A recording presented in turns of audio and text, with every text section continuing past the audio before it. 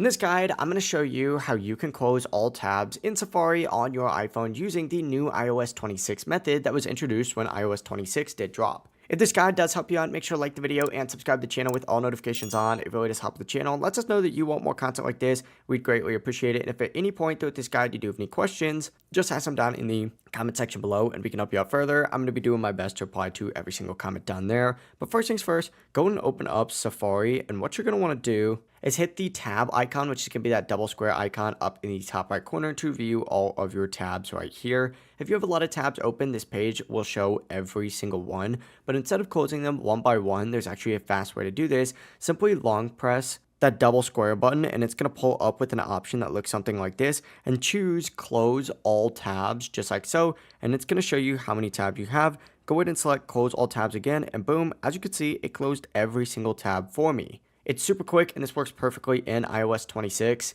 as well as future iOS versions, but if you guys do have any questions, just ask them down in the comment section below and we can help you out further. I'm going to be doing my best to reply to every single comment down there. And before you do leave this video, make sure to like the video and subscribe to the channel with all notifications on. It really does help the channel and lets us know that you want more content. We'd greatly appreciate it. Have a great rest of your day.